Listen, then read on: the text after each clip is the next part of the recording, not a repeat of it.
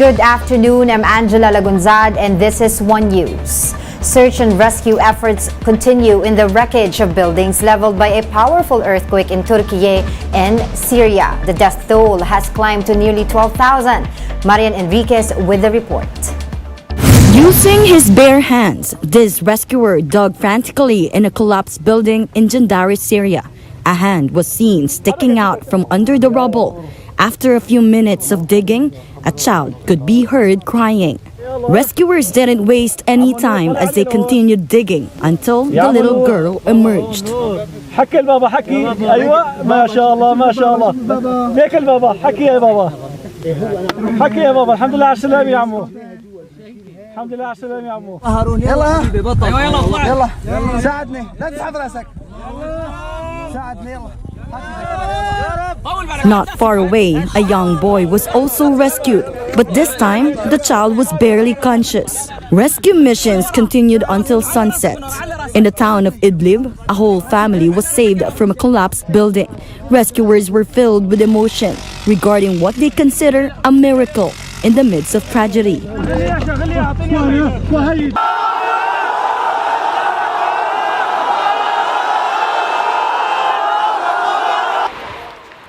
In Malatya City, Turkey, which is one of the hardest hit by the earthquake, snow is everywhere. Survivors only had these tents for shelter. A state of calamity in devastated areas in Turkey has already been declared. Over 7,800 individuals, meanwhile, have been killed in Syria and Turkey. Thousands have been injured and many are still missing, including two of our kababayans in Hatay, Turkey. According to a Filipino community there, one of them is presumed dead, according to her employer. There's also another family of Filipinos under the rubble and waiting to be rescued. Meanwhile, we were able to talk to 50-year-old Filipino Liza Sengiz, who is also based in Hatay. They continue to experience aftershocks and still can't go back to their house. They had to spend the night in her brother-in-law's car. Hindi ako makaya, gusto kong umiyak, gusto kong sumigaw mula na mag-umpisa na maglindol. Kasi yung parang experience mo ba na sa buong buhay mo. Parang hindi mo lang, nagpapasalamat ka buhay ka, pero yung dagok na bilin niya. They also still have not received any relief goods and are in dire need of thermal wear, blankets, and tents. Sana matulungan kami nila rito mga Pilipina. Kasi wala kami matakbuhan dito, wala kami mga pamilya dito. The Foreign Affairs Department meanwhile said that there are about 300 Filipinos affected by the earthquake. Other countries such as China, the United States, and South Korea have sent rescue workers and aid to Turkey and Syria. The Vatican and Pope Francis meanwhile have also offered prayers and appealed for help for the victims of the earthquake. For News 5, Marian Enriquez, we are One News. The Philippine Embassy in Ankara has begun reaching out to Filipinos in quake-hit areas in Turkey. Ambassador Maria Elena Algabre is leading the team in search of Filipinos that need help. The Philippine government has also deployed a humanitarian response team to aid in rescue efforts. The group has over 80 members, including personnel from the armed forces and the health department. They will bring around 16 tons of medicine and medical equipment to Filipinos and other quake victims. Time to take a quick break. One News Now will be back with more stories. Stay with us.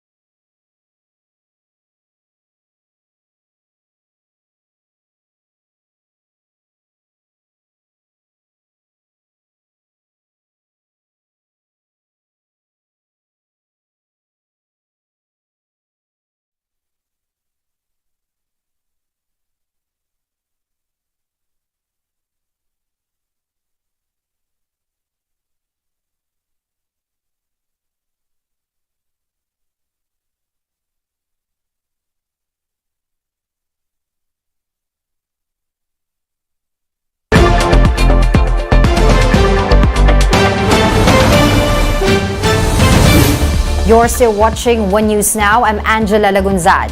U.S. President Joe Biden told Congress to work with him in rebuilding the economy and uniting the nation during his State of the Union address. In his SOTU, Biden also touted dramatic economic improvement following the pandemic. He declared U.S. democracy to be bruised but remains to be, quote, unbowed and unbroken after surviving its biggest test since the Civil War. Biden also implored Republicans to stop fighting as he extended an olive branch to the new Speaker of the House, Republican Kevin McCarthy. The U.S. leader said he believes a bitterly divided Congress can still make laws in the year ahead. But I think the people sent us a clear message. Fighting for the sake of fighting, power for the sake of power, conflict for the sake of conflict gets us nowhere. That's always been my vision of our country, and I know it's many of yours. To restore the soul of this nation, to rebuild the backbone of America, America's middle class, and to unite the country. We've been sent here to finish the job, in my view. Meantime, Republicans got riled up by the U.S. President's speech on Medicare and Social Security. Biden suggested that Republicans had fallen in line behind a proposal to put the continued existence of those two programs to a vote every 5 years. Here's what happened. Look, no president added more to the national debt in any 4 years than my predecessor. Nearly 25% of the entire national debt that took over 200 years to accumulate was added by just one administration alone, the last one. They're the facts. Check it out. Check it out. How did Congress respond to that debt? They did the right thing. They lifted the debt ceiling 3 times without preconditions or crisis. They paid American bills to prevent an economic disaster in the country. So tonight I'm asking the Congress to follow suit. Let's commit here tonight to the full faith and credit of the United States of America will never, ever be questioned. Some of my Republican friends want to take the economy hostage. I get it, unless I agree to their economic plans. All of you at home should know what those plans are. Instead of making the wealthy pay their fair share, some Republicans want Medicare and Social Security to sunset. I'm not saying it's a majority. Let me give you, anybody who doubts it, contact my office. I'll give you a copy. I'll give you a copy of the proposal. That means Congress doesn't vote. Well, I'm glad to see you. No, I tell you, I enjoy conversion. You know, it means if Congress doesn't keep the programs the way they are, they'd go away. Other Republicans say, I'm not saying it's a majority of you. I don't even think it's even a significant, but it's being proposed by individuals. Let's all agree, and we apparently are. Let's stand up for seniors.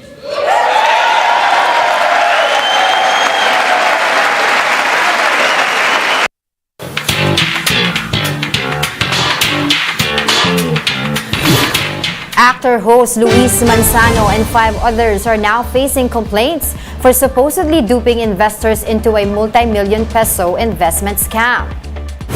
Around 30 investors filed large-scale estafa complaint against Flex Fuel Petroleum, which Manzano allegedly chairs. For its part, the corporation denied the accusations, saying they are malicious and baseless. Flex Fuel owners also dismissed reports that they are part of any scam or fraud against their stakeholders. Manzano has repeatedly denied connection with Flex Fuel, saying that he had already resigned as its chairman last year. And following their successful reunion concert here in the Philippines, OPM legend Eraserheads announced that they're going on a world tour. The tour, which will bring the band to the United States and Canada, is set to kick off in May. The international gig opens on May 19 in Las Vegas, followed by Los Angeles, 2 shows in San Francisco, and a final U.S. stop in New York. The Eraserheads will also be in Vancouver, Winnipeg, Edmonton, and Toronto for the Canada leg of the tour.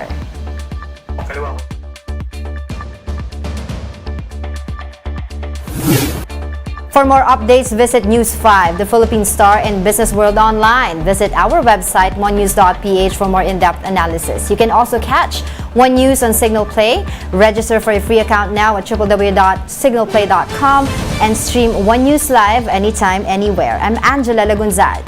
We are One News.